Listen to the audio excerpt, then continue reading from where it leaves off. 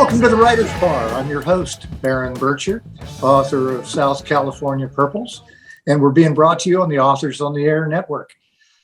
Tonight, I have a real fun surprise for you, and my guest is the founder, the guitar star of Twisted Sister, the band that sold over 20 million records worldwide, has performed more than 9,000 shows in 40 different countries. And my guest, in addition to being all of those things, took on the role of manager, and as manager of Twisted Sister, built the brand into one of the most heavily licensed metal bands in history, if not the most. And because he had obviously a bunch of spare time on his hands, he wrote a book. In fact, he wrote this book, Twisted Business. And I'd like you to join me in welcoming bona fide, certified rock star and author, JJ French. Welcome to the Writer's Bar, JJ. Hey, thank you so much for having me. I really appreciate it. So before we talk about the book, I was hoping you might give us a little walk down the path as to you have one of the most interesting biographies of anyone I've ever met. And if you could give us a brief how you got from there to here before we talk about the rest of it, I'd love to hear it. Well, I'm a New York City kid, which I think is part of my persona. And I think with New York City, I don't know where you're from, but New York City, there's an energy in New York and a flow in New York. And if you're comfortable in the flow and the energy of New York, even at a young age, if you get it, then the world is your oyster. I mean, that's kind of how I look at it. You know, like New York is so fast and so quick and so jivey and so funny and so off the wall ridiculous that if you have a great sense of humor and you have a strong constitution and you absorb all this shit, it's a pretty spectacular place to grow up in. You know, it's a fucked up place. I mean, it really is. Like I tried to tell my daughter once, I said, sweetheart, she says to me, your life is boring. I go, it's boring, huh? New York is boring. I said, if this fucking place is boring, then you've got it set for the rest of your life. Because let me tell you something, babe. I said, you do not get up in the morning and say, I wish I was in Lincoln, Nebraska, but you can bet everybody in Lincoln, Nebraska gets up and goes, I want to be in fucking Times Square. I said, so therefore, understand where you're from and don't start sending me emails from Lincoln, Nebraska. Okay, really, I'm sure it's a wonderful place. In fact, I've been there. It's beautiful. The world needs places like that so that people like me here can go somewhere to get away from this crazy cesspool of nonsense. But you know, New York City is a hermetically sealed bubble of real estate bullshit. It always has been. It's a land of the con. And my father was a jewelry salesman and my mother was a political consultant. So that threw me into the middle of everything in the 60s. I was born in 52. I was a hippie when the drug scene hit in 67. I was 15 years old when Sgt. Pepper came out, the perfect bullseye time where the most hippies existed that roamed the earth. And I got into drugs and I was dealing drugs in New York, and that is its own energy. And my father was a jewelry salesman, so I knew how the whole shtick rolled in New York and how fast you had to be and how to get away from not getting killed and murdered and robbed and or arrested. You had to talk pretty fast in order to avoid all those things. And then I got into smuggling drugs, and I was dealing drugs in Europe because it was a fun thing to do. And I kind of knew at 19, I wanted to burnish my resume with saying I dealt drugs in Europe. So I became a house dealer in Amsterdam during the summer of 71, which was the big drug summer of 71. And needless to say, as funny and as incredible as the stories are, and they are all true, there was a downside to it. And the downside was that the drug scene destroyed the lives of just about everybody I knew. So after a while, it stopped being fun. And you know, at the time, my girlfriend was the great granddaughter of Robert E. Lee, which you got to go figure is pretty fucking weird, you know. And it was weird because she dated me because she knew that her mother would be pissed off that she was dating a Jew, drug dealing hippie from New York City. Like that's just about ticks every box of how to make your mom really upset. You know what I mean? Like, and I was right there, all happy to be that guy. You know what I mean? I'm like, because I'm living with the great granddaughter of Robert E. Lee, you know, and and the girls from the South talk to guys like from the North in ways that we've never heard. Like she'll say to me, "You make a girl's heart flutter like a bird's wing." I mean, that shit just doesn't happen in Brooklyn. You make a fucking girl's heart flutter like a 357 fucking Magnum. I mean, it's not the same shit. So I had fun with it. She had fun with it. But the whole point was heroin destroyed this whole scene. And as it destroyed everything and destroyed everything around me and was destroying everything that I thought wasn't going to be destroyed, I was smart enough to go, "Oh, hold on. You had 5 years of just craziness, 5 years of unrelenting drug use, 5 years of going to the Fillmore East every weekend to see every band you could ever want to see for next to nothing, whether it's Zeppelin or Hendrix or Rod Stewart or Jeff Beck or Canned Heat or the Grateful Dead. Every weekend you saw them, it was $3. And if you couldn't afford that, you saw them for $1 in Central Park. And it was every weekend for 5 years. You could see everybody you ever wanted to see. So I would go see these bands and I'd come home at 3 a.m. and stand in front of the mirror and think I'm Duane Allman or think I'm Jimmy Page or think I'm Jeff Beck or think I'm Jimi Hendrix or Jerry Garcia. It was a crazy life, but at some point in 72, I got a Bowie album with a subscription to a magazine, a Bowie album, a Lou Reed album, and a Mott the Hoople album. And I went, "Oh my God. This is not the hippie world that I have come from. This is glitter glam. I want to be that." So I said to my mom, I said, "Mom, listen, I had already dropped out of high school. I sued the Board of Education for violating my constitutional rights for handing out an underground newspaper." And I said to my mom, "Look, here's the good news and the bad news. The good news is that I am no longer going to do drugs. I'm done with dealing. I'm done with drugs. However, I'm going to join the transvestite rock band." At which point, I don't think she wanted to say to me, "Jesus, could you just go back to drug dealing?" I understood that. I don't get this other shit, So I joined Twisted Sister as a guitar player. That's really how it all began. I simply joined a band called Silver Star, Right. Whose name changed within 2 months because I said to the drummer, I was the worst fucking name I ever heard in my life. I said 2 Quaaludes and no one's going to remember the name Silver Star. And boy, were you spot on. You know? I got a question about this. There was a statement that you make in your book that I thought was really profound. There are several of them, by the way, but you talked about it, and I want to circle back to this when we talk about the elements of success, one of which is wisdom. But what you said about wisdom was that you personally made a choice between being a world-class guitar player or being a world-class performer. And I thought that was profound because I've been in a band and I've been a manager. I've been both of those things, never at the same time, which, by the way, blows my mind. We'll come back to that as well. But that choice, that distinction that you're talking about there with being a world-class performer or a player, I thought was really required a lot of self-examination. Tell our audience, especially those who may not really be musicians, what did that mean, and how did that affect the rest of how you approach Twisted Sister?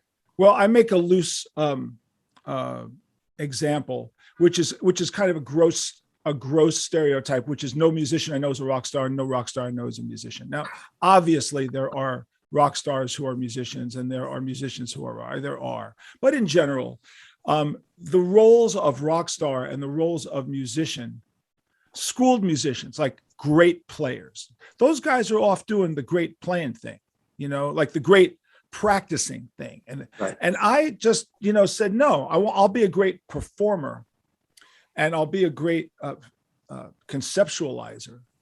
But could I have become a better guitar player? Well, the answer is yes. But I didn't think I was important enough. I thought that being a performer was more important, and being a broad-based conceptualist and pushing a project, because what do they say that the success is 98% perspiration and 2% inspiration, and it's always the hard hustler guys. Listen, all the great players that I knew that came out of the scene that I grew up in Central Park, where we used to hang out at the Fountain on 72nd Street. There were some amazing players, right. Absolutely astonishing, phenomenal guys. And none of them of me. I mean, none of them. Like, so the ones who are still alive, if I run into them, they go, look at you, man. Like, look what you did and all that. And I marvel at their ability. But I guess if you wanted to trade off, they'd prefer to be me. Now, could I be a better guitar player? Yes, I could. But I chose to change my focus a bit and turn. Well, I just for the sake of full disclosure here, you're being awfully self-deprecating because you're a hell of a guitar player. So nobody sells 20 million records without being able to play. No, but George Harrison's not a great player, but he's a perfect player for the Beatles. Right. Do you know what I mean? That's not to take away anything from George, because I happen to love George Harrison. But George Harrison's specialness was not because he played like Eric Clapton. George Harrison's specialness was his particular way he did what he did. But George Harrison didn't regard himself as a guitar player either. I recently read an interview with a journalist who had spent some time with George, and he was telling the story that he was in George's house, the gigantic estate that he was living in.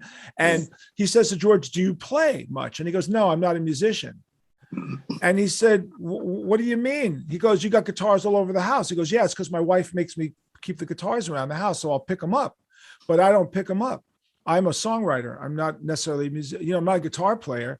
And I went, wow, okay. George understood who he was in the scheme of things. One thing I hate more than someone who's really humble is someone who's just full of shit and just decides to tell you he's the greatest thing since sliced bread. And I know plenty of those fucking guys. I mean, plenty of them. I mean, I'm so great. And my answer is, okay, great. I mean, I'm sure you are great. You paying your rent this week? I mean, and by the way, that doesn't mean, let's be also clear.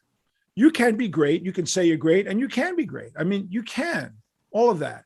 But my focus had changed is really what happened. I kind of enjoyed every aspect of it except practicing. I did all that shit when I was 14, 15, 16, 17 years old, 8 hours a day, learning how to be able to play all this stuff. And then, as time went on, I just said, wow, there's so much business to do. And the nights and weeks and months that are spent in clubs, anybody that hasn't done it doesn't really know what a grind that can be. But I'm not convinced that you can succeed in that world without doing that. The Beatles had to go to the Reeperbahn, and people have to hone their craft, and you kind of got to do it the sweaty way. Yeah, and that's a good point. And having just watched Let It Be only reiterates that point. So what Twisted Sister as a machine, as a unit, as a working unit, as a band dedicated to success, the machine of pushing this band. If you go to the back of the book, it's got all the shows. So like people say, really, all those shows? Yeah, go to the back of the book. You'll see them all, realize that a lot of those in the first 3 years, we were playing 5 shows a night, 6 nights a week. And what I say to people is that one of the biggest knocks on the Beatles documentary is it's boring. Well, fuck yeah, of course it's boring.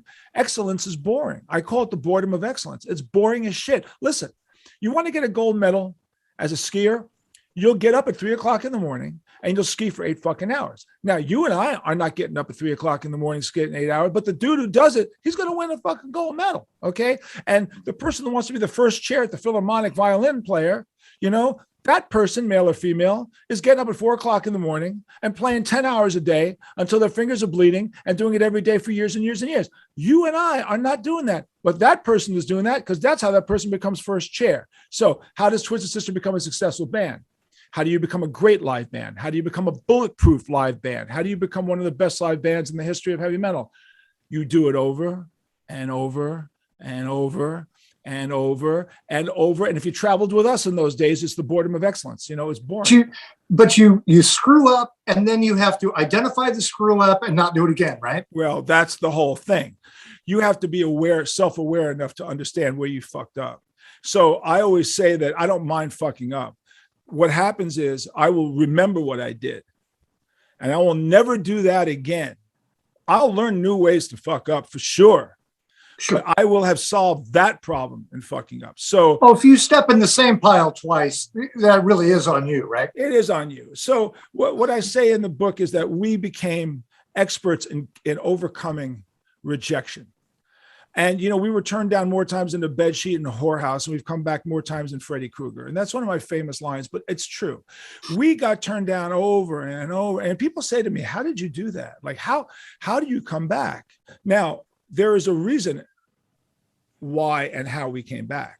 We were so damn successful that during those periods of rejection, as bad as they were, as bad as getting a letter from record label saying, no, thank you. Your demos have been, you know, for the umpteenth time, you know, you're too green, you're too blue, you're too red, you're too loud, you're too yellow. I don't like your singer's pants. I don't like the height of your shoes, whatever.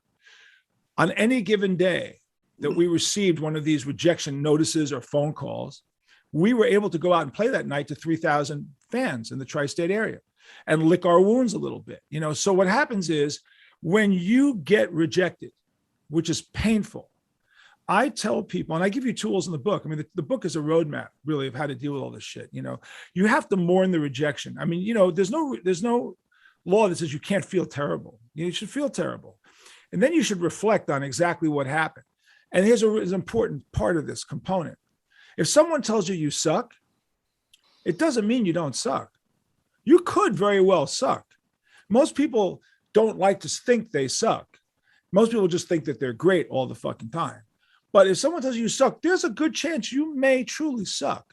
So you have to be self-aware enough to go, you're right. I may suck at that portion right there, you know? So let me make sure I don't suck next time when I fix that up. So what happens is you kind of reflect on the rejection. And then what you do is you retool whatever your approach is, and then you reapply it and you try it again. And this process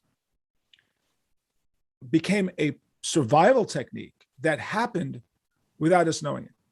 So I'm not going to tell you, hey man, I'm so smart that when I was 21, I had this figured out. No, what I'm telling you is I was smart enough to understand the system once I had perspective to look at it. And happily, I was not so destroyed by it that it destroyed my life. And the reason why I wasn't was because I don't do drugs and drink. Right. And you know what I loved about that approach that you had, and I was so impressed that you reached this point so young, and it was probably because you had dealt drugs as you did. I loved that when that band started, it wasn't you weren't together very long before you said, I believe, to everybody else, hey, listen, we're going all the way. We're gonna be the best in the world. We're going to be biggest in the world. If you're not interested in that, and if you're not doing the getting up at 3 a.m, doing the rehearsals, playing 5 shows a night, doing all of that kind of stuff, if you're not down for that, then you're in the wrong band. You're in the wrong place.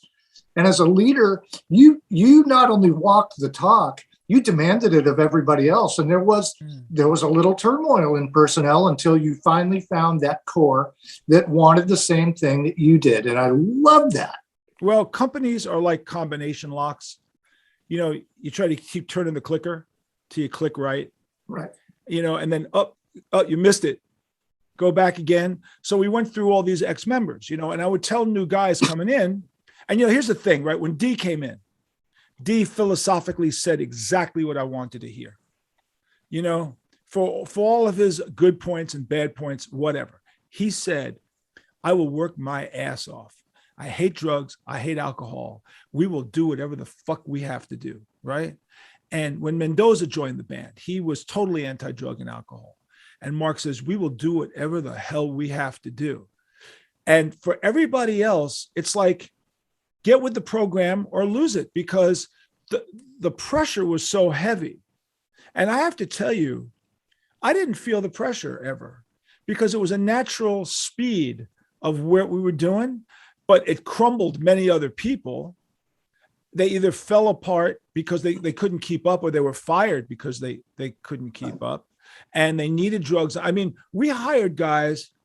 I had more respect for a musician who refused to join the band because we told him he couldn't party. I have more respect for the guy who says, that's not me. I want to party. I go, thank you. You know, go forth and have a nice life. because it's not going to be with me, but you're telling me the truth, as opposed to a guy who says, oh yeah, no problem. And then within a year, the pressure has destroyed this person and they're doing drugs to keep up with the schedule. Right. And by the way, it betrays you every time. There's no getting around it. It betrays you every time. So I don't think it's a normal story for most rock bands. That's what makes the book so interesting. People. Oh no, that's no, the determination and drug-free element of Twisted Sister is very much not rock band. And there's another element that I wanted to ask you about, and that is the fact that you wore two hats, one as an artist, one as a manager. You know, I was thinking about show day, right? And on show day, a manager usually is just a self-contained unit. And you've got crap coming at you from 27 directions. Everybody's got a problem and it's chaos till the curtain goes up. As an artist, you kind of want to do the opposite, or at least I did. I wanted to crawl into a room, leave me alone, let me gather my energy, because I'm going to expend a bunch of it here shortly. And there's 20,000 people that want a piece of it, right? Well, but when you're Twisted Sister, not when you're me, but you know what I mean. How you were able to wear both hats. Tell me how you did that. How did you manage show day wearing both of those hats? Well, first of all, there's two different show days. The show days in the past were just, we worked 6 days a week, 5 days a week. So every day was pressure. Every day was the same thing. And it was like Groundhog Day. You know, the day peeled out the same way. You know, you got a phone call at 7 o'clock in the morning. You know, there was a truck problem. Then you had to solve it. Then you had to get to the venue at 5 o'clock in the afternoon, and you had to do a sound check. And at 7 o'clock, you got ready to go on stage. You went on at 10 o'clock. You played at 10, 11:30, 1. You got home at 4 in the morning. You went to sleep, started all over again. This process, day in, day out, day in, day out, day. And then, of course, the phone calls, you know, fuck you, this band member sucks, or fuck the road crew is this, or the truck just got into an accident, or this happened. And okay. So I'm not a Superman. There was a period of unrelenting stress I took over management in 75. So from 75 to probably 79, it was every single day, either playing, managing, dealing with bullshit every single day, unrelenting, 7 days a week. I would sleep on a Sunday if we had a Sunday off. And my girlfriend said, God, you can't even fuck, can you? No, because you're so tired. All you want to do is sleep. I mean, it's really true. You were just so beat. You were so destroyed. But in 79, I hit a wall. And I talk about it in the book. I hit a wall, and I needed to bring somebody in to bail me out. And I brought a friend of mine in, and I said to him, listen, man, here's the deal. My doctor told me that I'm on the verge of a nervous breakdown, and I need help. So you're a smart guy. You're a friend of mine. Here's how the books work. I'm only going to play for the next 6 months. If you have an emergency, you call me. Otherwise, fucking figure this out. I brought a very smart guy in, really, really smart. His name was Joe Gerber, and Joe was very smart. And, you know, we were dealing with mob guys at the time, like mostly mob guys who ran the clubs. And so there was this kind of, I don't want to over romanticize it. I don't want to under romanticize it. I don't want to overemphasize anything bad. Let me just say that because it was a mob centric business, you had to learn mob speak and respect speak, which we did. And everyone treated everybody well. So I am not going to tell you that some of the people I dealt with were not bad guys. They certainly, nobody ever walked up to me and said, I'm a mobster. Nobody ever walked up to me and says, I'm a bad guy. It was just known that certain people did certain things, and that you had to do business, and you had to learn how to do business. And we did. And I never had a problem. The one time I was threatened, which I go into the book, was a guy who I don't believe was a real mobster, but he acted like one. And I had to go get someone who kind of was, who was a friend who helped me out of it. Okay. Because of some bullshit. Now, when I was writing that, I was thinking, wow, like at the moment it happened, at the moment that I was threatened to have my legs broken, instead of like running for the hills and freaking out, I observed it like, Jesus, did that just happen? Like, was I just threatened to have my legs broken? Considering the fact that I've been dealing with questionable human beings for years who were nothing but the most upstanding and respectful people in the world. People who talk shit, the people who are the shit usually don't talk it. You know what I mean? Yep. The people who talk it are usually not it. So when this guy talked it, I knew he wasn't it. And I knew that I could go to somebody who was it. And he would be pissed off that this person was acting like he was it. You know what I mean? And I let that handle itself. That person went like, you don't go, crawling around and saying you're that when we know you're not that. And let's just say that it was taken care of. But okay, the point being is it was a bemused third party view of it. Like I always kind of had this view that I'm observing it. In fact, if you were to ask me how I get through it my entire life, I would say I am always bemused by it. And I'm always looking at life like I was sent here to be a reporter. Like, okay, John, we need someone to talk about what it's like to take LSD every day for like 90 days. Oh, I'll do it. Okay, fine. Come back and tell us about it. What was it like to like sell drugs in Amsterdam for 2 months, and be a house dealer? Oh, I'll do it. And I'll tell you about it. What was it like to almost get murdered like 6 times? Oh, I'll do it. And I'll come back and I'll tell you about it.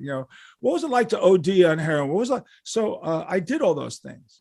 And I kind of looked at it in a bemused separation of me and the situation, which allowed me to get through the bankruptcies, the failed marriages, the heart operations, the prostate cancer. I mean, all of these things that happen in life that you never would think would happen to you when you're 17 years old. You can either fold up and cry and kill yourself, or you can have a rather funny way of looking at it. So I have a funny way of looking at it. How do you find the reserves of energy that it requires?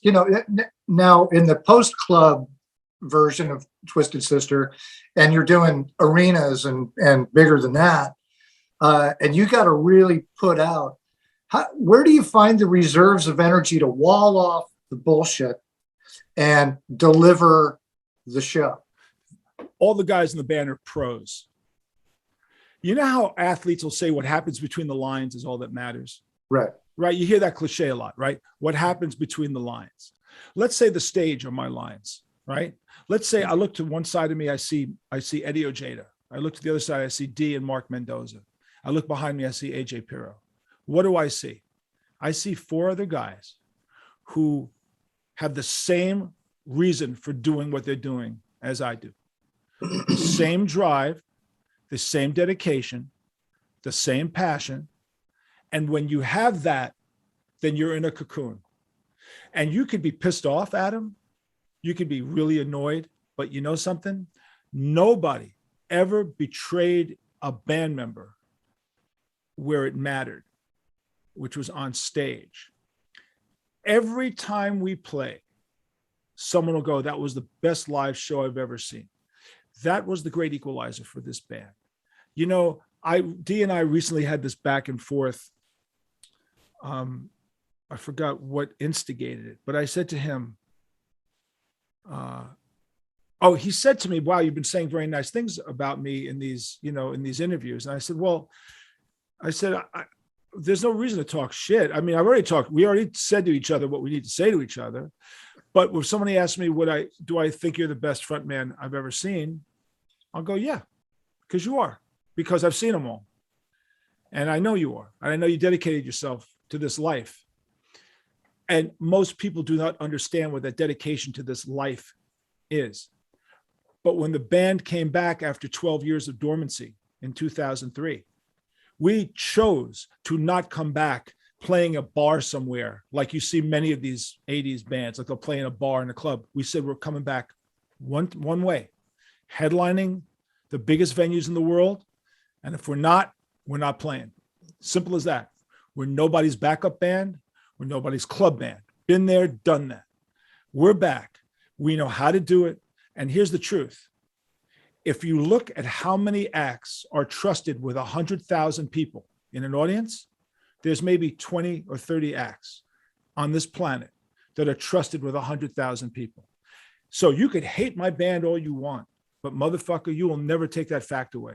We are one of the only handful of bands that a promoter goes, oh yeah, Twisted, let them close 100,000 people. What's the responsibility to a band that has to close a festival with 100,000 people? What is the responsibility that band has? You have to make those people feel that that night was the greatest night of their life, that the money they spent to come to that show was worth it.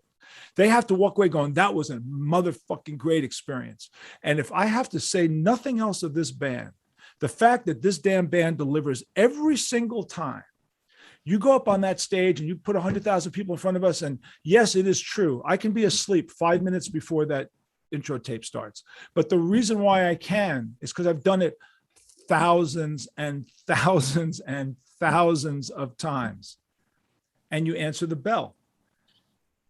And you go out. But it doesn't diminish the what I'm hearing from you, and what I really appreciate about genuine artists who really love their audiences is what I'm hearing is, yeah, maybe you might be asleep 5 minutes before, maybe you have done it 10,000 times, but when you come out, it's that night and it's right now. It is that night because if someone pays them money to see you that night and you suck that night, you may have another night to play, but that person doesn't have another night to see you.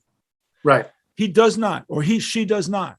They only have that one night. So you cannot, baseball players have this philosophy, like, you have 160 games, right? So every team, no matter how bad they suck, will never lose more than 2/3 of the games, and no team, no matter how great they are, will never win more than 2/3 of the games. And so the truth gets told in the center thirds of a baseball life. But in a baseball game, when a fan goes to a game and the team loses, the fan is depressed. But the players sitting there going, well, I got a game tomorrow, right? I got to get a game tomorrow. I'll get over it, right? Right. That can't work for a performing act. That cannot work. I will not accept that as a performing act. The performing act is, this night is the only night, and that's it. And if this night isn't a great night, then it's a real drag. So you have to be great every single night. And when a band or an artist is not great and I go see them, I'm really disappointed at their lack of professionalism. And how did we become professional? Because we went through the bars. And we learned how to do it in the bars. And the bars taught us discipline, which I talk about in the book. We became excellence to the discipline of it. So when the contract says Twist is on stage at 9:15, we are on stage at 9:15. If the contract says you're on stage at 9:45, we are on stage at 9:45. When I go see a band that show an hour late, I don't care who the fuck they are. I go, you're assholes. I saw Lady Gaga recently. She was 50 minutes late at Radio City. Absolutely unconscionable. I don't care that she's a great singer and she can sing the phone book, and she can. But how do you go on stage 50 minutes late in a world of COVID when people are sitting there wearing masks on? Oh, yeah, even more so. Right. Even more so. So it brought it down. Other artists who I will not mention, I go see them and I go, man, I can't understand what they're saying. They're not talking to the audience. There's no relation. The set isn't correct. They're screwing up. I mean, I tell people, do not go to a show with me, because I look at it completely differently than somebody else. And I don't want to be like Andy Rooney. You know what I mean? Yeah, you got to understand. The guy's not looking. They're not talking. What is with that guy? Don't ask me. If you want to go to a show with me, do yourself a favor and don't ask my damn opinion. Because after 9,000 performances, I have 100% right to my view of something, like 100%, and it's unwavering. And number one, respect the audience and respect why they are there. Well, they're the reason you're there. Yes. Right? So there's another side to that too, in your world, and that is there's the legacy product, the album. that you make. And that's a different thing. It has a different life. And those of us, I would like to revisit this Get Back thing, because that was an interesting thing that we all just watched this last weekend. But it shows you the tension and the boredom that both are part of the album making process. And it's an entirely different vibe than going out and doing a 2-hour show. So when you, as you said, we can do a performance that maybe wasn't up to speed that night, but it wasn't because of, disdain for the audience or anything like that. And nobody makes a bad album on purpose. There may be wrong choices or what have you. But when you do, that the show lasts one night, the album lasts a long time. Is there a difference in the way you either approach or how you adapt to critical response? The answer to that is that bands like Twisted Sister, Kiss, AC/DC, Judas Priest, we all came from 1973. It's 50 years later. If you would have asked any of us in 1973 how long we're going to last, we would have said 5 years. So the fact that we're here 50 years later is pretty crazy. The fact that we're here 50 years later and that all these bands have made many, many, many, many albums, some have been better than others, because that's just the nature of the business. Nobody could have ever predicted. But there's a difference between making a record and going out and playing live. And also the truth is that we have the classic rock acts that we all are. The expectation of our audiences are very different. Back in the old days, they want to hear your new record. Now nobody wants to hear your new record. Nobody wants to hear, so you're an Aerosmith and you make an album, or you're Iron Maiden, you make a record and you think people care. And in truth, they really don't. Some do. This is true, but most don't. So you start off your tour by playing 6 new songs from your new album, which of course all bomb almost always, or no reaction. And then that's the first week of your tour. And the second week of your tour, you're down to 4 songs from your new album, and that's not working. And now you're a month into your tour and you're down to 2 songs from your new album. And then if you're smart, you won't play a fucking song from your new album, or you play 1 song from your new album because you got to push the album. But that is a phenomenon that nobody could have predicted. That's just me saying to you, this is our life. This is our reality. And no matter how great the record is, it doesn't matter. Look, we made a Christmas record, and we knew the only way we could do the Christmas record is to do a Christmas show, where all we're going to do is play the Christmas record, because that way you come to see the record that we played and we knew specifically. That was safe haven for us, because we played the Christmas album, because that's what you bought. Okay, you did a week in Vegas on that, right? We did a week in Vegas, yeah, at the Elvis Presley Theater, man. One of the most freaking, I have a poster of me and Andy Williams side by side. Probably one of the most surreal pictures I've ever gotten in my life is a poster of me, Andy Williams in a Christmas sweater, and Winona Judd on a poster. I mean, oh my God. That's awesome. But anyway, we had a hell of a great time making the Christmas record, and we could play it because everybody expected the Christmas songs. But it's tough for bands, classic rock bands. Look, it's tough for McCartney. It's tough for anybody who's been around. You know why? Because those first 4 or 5 or 6 records that you make define why the world loves you, and that's all they really want to hear. And then you have to say to yourself, then you have to come to this inner conclusion that if that's what they want, then respect it and give them what they want, and don't be offhanded with it. So don't treat it like an afterthought. Treat it with the respect that it deserves, which is why Twisted Sister plays essentially the same 17 songs that we play, because we know these are the songs that people want. So what happened is, rolling the clock back a little bit. So you finished the new album, and it's called Stay Hungry, right? Back in whatever year that was. And you finish that record and you think, well, yeah, I'm pretty happy with that, I guess. That was good. That was a good document of what we do right now. And you go out and you tour, and you tour and you tour and you tour. And 6 million albums later, you find out, damn, a lot of people really like this, right? What does that do to your head? Well, first of all, what you do is you build your set, your song list. You build it around 10 poles, like songs that are guaranteed to get a reaction. Right. And then you feed a new song into that tent pole. and you hope to replicate that response. And then you kind of watch it on a night by night basis. Did it work or didn't it work? Did the transition work or not work? I mean, if you're a performer, you learn transitions are the most important part of the night. How do you transition from song to song to song to song to song? This is all the boring shit that nobody pays any attention to. If you're smart, you learn quickly what works and what doesn't. After a certain period of time, you go, oh, that's not working. It's like a Broadway play, right? I mean, they're out of town, right? What works? What did it work in Chicago? Yeah, but not Philadelphia. But pull it out by the time it gets to New York, fix this, fix that. So that's what happens. So Stay Hungry took off and You Can't Stop Rock and Roll was the album before that. And the album before that was Under the Blade, which was our first record. And of course, we've been playing most of those songs anyway since the bar days. So we knew how to do that. And then we put in You Can't Stop Rock and Roll. We knew which ones worked and which ones didn't. And then you had to fit in Stay Hungry. The problem came with Come Out and Play.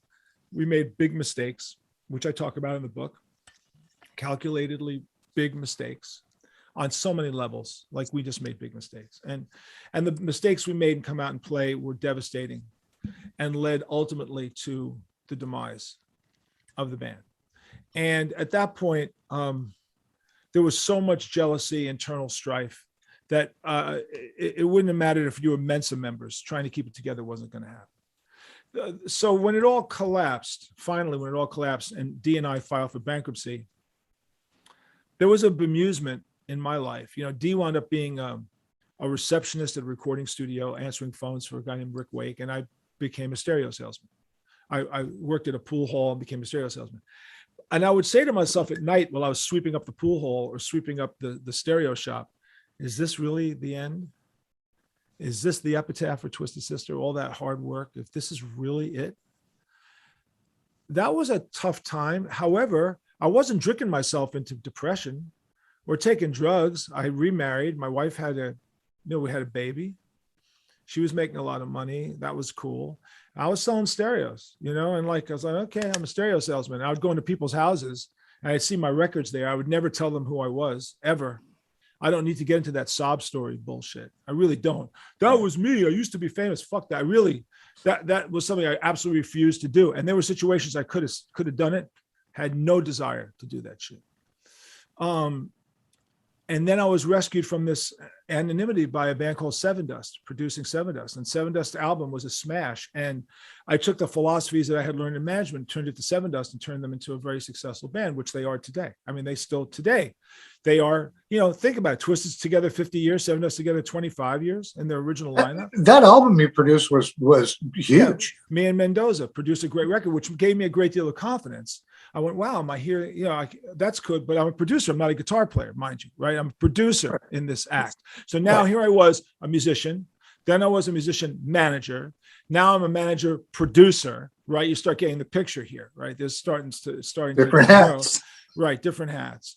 And I managed Seven Dust, and that fell apart. And then as I described this conversation with my brother about how I run my life, there was no way to predict 9/11 would have happened. First of all, what a horror show. I mean, that's the understatement of the century.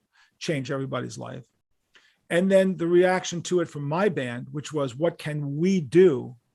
Even though we weren't really talking to each other at the time, but we knew the power of what the band could do. And the band reunited for a benefit. In fact, last night was the 20th anniversary of New York Steel, which put the band back together again. So it was November 29th. Wow. Yeah, 2000. That got lost on me. Wow. Yeah, so last night was the 20th anniversary. Eddie Trunk, well-known metal DJ, put the show together. We headlined it. And then all of a sudden, like wildfire, the word got out, the band was back. And the band wasn't back. Never intended to be back. The band did this to do something good because we all lost people, because we're all from New York.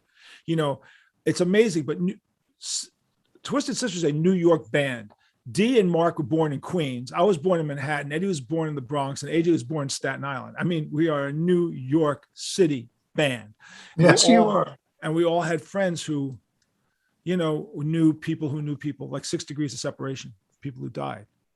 Everybody in New York City knew someone who either died or knew someone who died. That was the impact of 9/11. And when the word got out that the band reunited, all of a sudden we were offered, all these shows that we never knew anybody cared. What it taught me was that the shows that we did that we didn't even think about were so good that people remembered. And we just took it for granted. That's just another night. Throw us anywhere, put us with whomever you want. We'll blow everybody away. Because that was always our motto, was to psychologically demolish every band we ever played with. I mean, that just was a game that we used to play in the bar scene.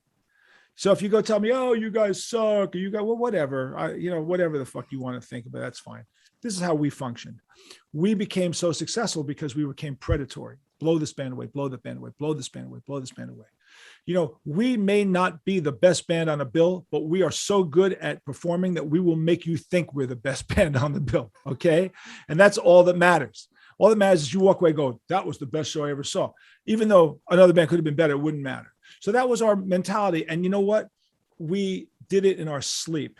So all of a sudden we were given headlining status around the world, and we took advantage of it and spent the next 14 years headlining 130 of the world's biggest shows, and wow. had a great time. And the last tour in 2016, there was 2 nights we played to over 110,000 people, and I have photos of it. People go, what does it feel like? And I go, well, I'm a performer, and it's what I do. So I can stand in front of 10,000 people or 100,000 people or 200,000 people. I look at D. He knows how to do it. Yeah. He's a great front man. You could do it day after tomorrow, right? You could, yeah, probably could. And we haven't done it in 5 years. And probably could. But I think that when it's as ingrained in the DNA of your band as it is, it really doesn't take a whole lot of brushing up to be able to find it again. Well, AJ died, our drummer died tragically in 2015. Right. And one of the greatest drummers in the world, Mike Portnoy, joined the band. And Mike is just, what can you say? He came from Dream Theater originally, but he was with the Million there you go. Yeah. I mean, I would introduce him and go, ladies and gentlemen, please welcome the guy who's in the Beatles, Stones, Who's, Zepp, Floyd, Grateful Dead, Jimi Hendrix Experience, Janis Joplin, Jefferson Airplane, Mr. Mike Portnoy, because the man's a Rolodex, a brilliant person and a great guy. And Mike stepped in because he was a fan of Twisted Sister. So a lot of people who are real musicians who don't consider Twisted Sister a musician's band, were some sort of like weird whatever. They go, why would Mike Portnoy play with Twisted? Well, because first of all, Mike Portnoy respected my drummer, AJ Pero, who was one of the greatest drummers in the history of rock and roll, number one. Number two, both of them played with Adrenaline Mob. Both of them were very technical drummers. Number three, Mike used to sneak into clubs with Steve Vai and to see Twisted Sister, because they were 5 years younger, 10 years younger, 15 years younger than us. So Steve Vai, we played with Steve Vai a couple of years ago. He's standing on the side of the stage like this to me. I'm going, what are you fucking kidding me? What are you serious? You're fucking Steve Vai. What the fuck are you talking about? You don't understand, man. I used to sneak into Speaks to see you, and you guys would be up on that stage. And so you don't even know the effect you have on people. Kind of surreal, isn't it? It's totally surreal. So it's nice to know that you created people's dreams for people. That's nice. So that was a great thing. And, so yes, the band was able to adapt, come back quickly, do what they had to do. And we probably could do it again, but I don't have a particular desire. D is enjoying playing, and Mark enjoys playing on the side thing. Eddie hasn't played with anybody, and I have done a couple of like hangout blues gigs with people, but I don't sit there and play guitar in front of a mirror like I did when I was 17, because I don't need to. So so now that you've written a book, which is a entirely different rhythm of, I don't know, just art delivery, what do you think about this process now? Want to do it again? I'm promoting it, but what I do is the book is me promoting the thing called the Twisted Method of Reinvention, and that's really what the book is about.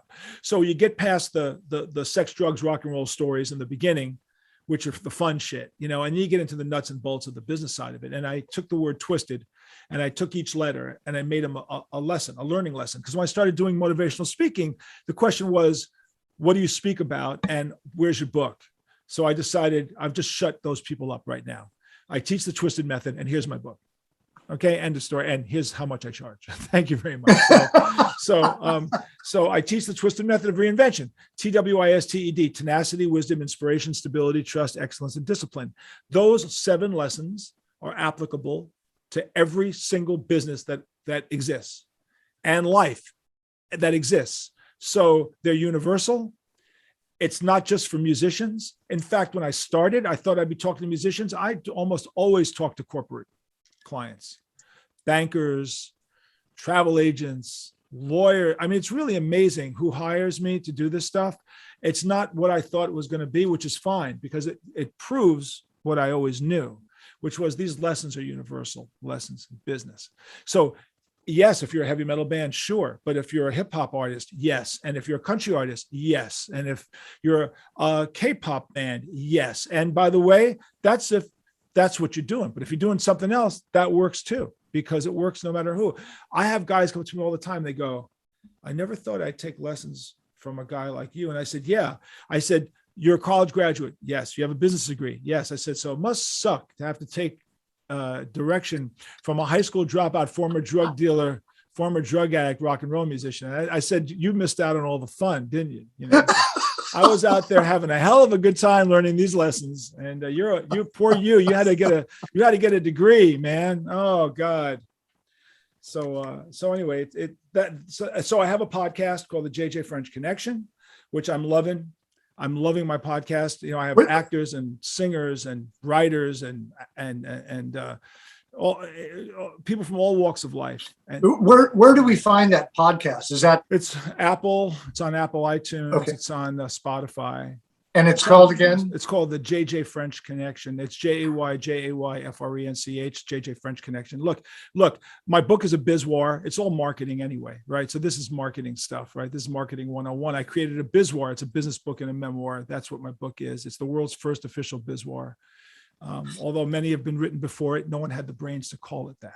So this is the first official bizwar. And I'm very proud of it. And Steve Farber, who I talked about in the beginning, has been my mentor. And if he didn't focus me, the book would not have been written, or it would have been the 19th volume history of the Jews, because it just would have gone on and on and on. And Steve said, stop. Let's talk this. Let's talk this. Let's do this. Let's do this. And that's why the book is a quick read.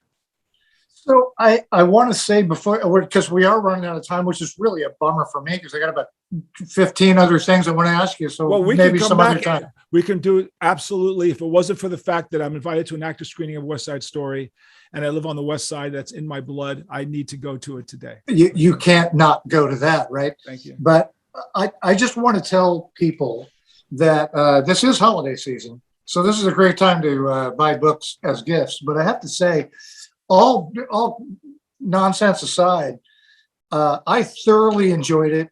It is a really entertaining read. I was impressed by how self-deprecating you are, how self-analytical you are, how self-critical you are. But it's the reason that you survived. And that's the thing that really impressed me the most. Is I think that if we don't really look ourselves in the mirror hard and honestly, it doesn't have to be a big public, flagellation. It just needs to be, hey, look, this isn't working. This thing I'm doing is not working. What's going wrong with this? And I really admire the way that you kept the most unruly of organizations, a rock band, on a path. And that path, you got there. Multi-platinum. Can I just say, though, my partners trusted me.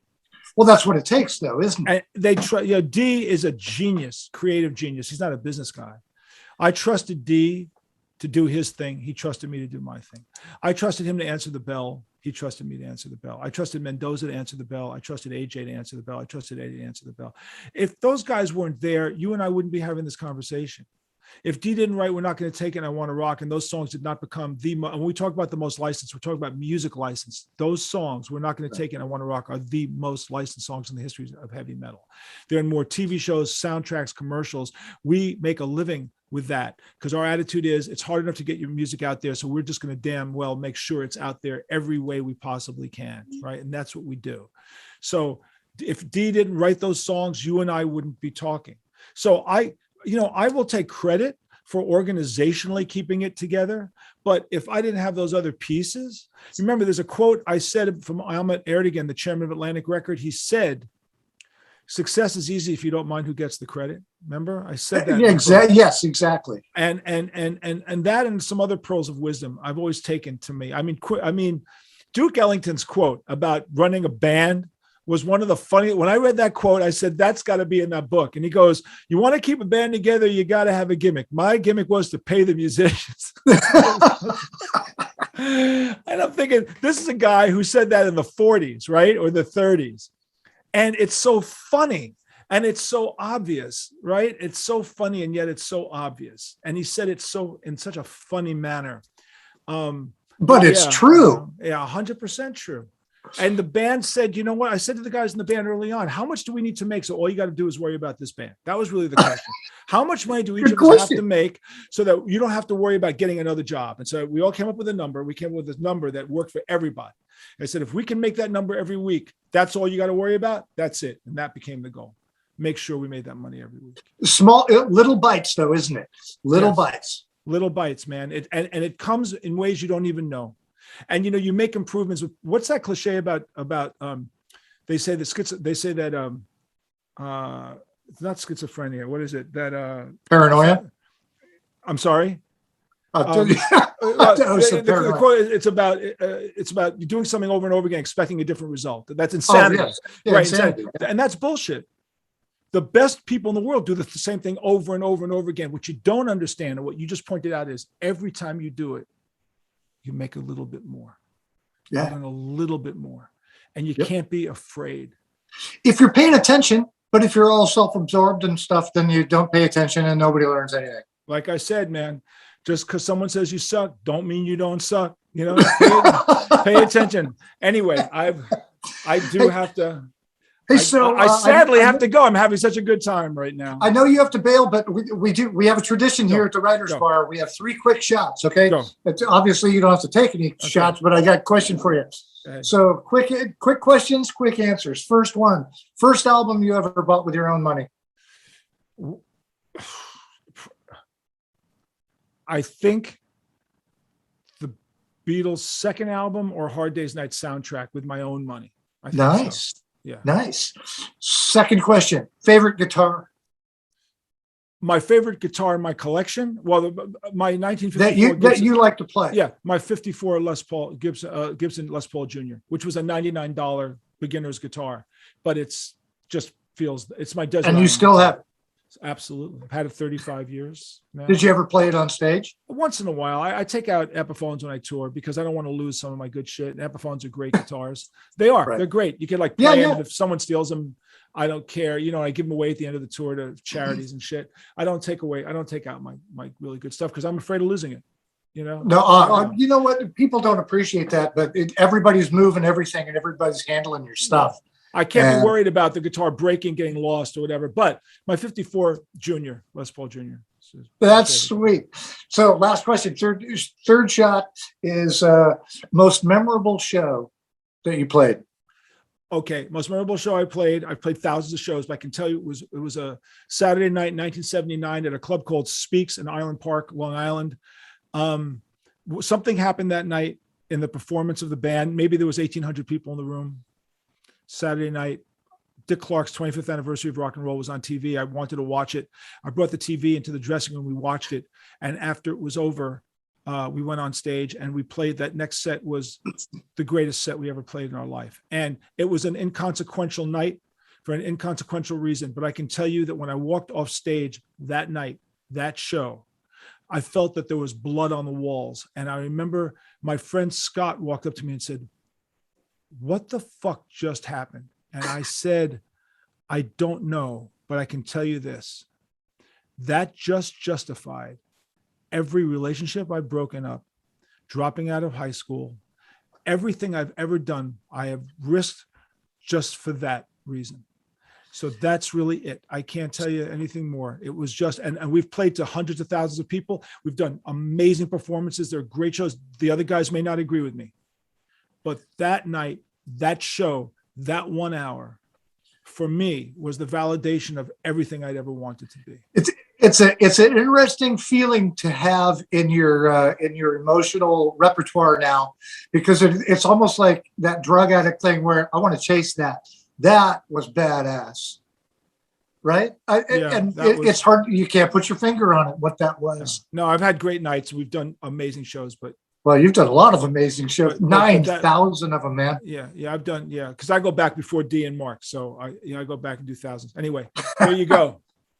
All right. Man. Hey, look, I'll let you go. Thank you so much for being here. And people, you got to check out JJ French. This is absolutely a fantastic book.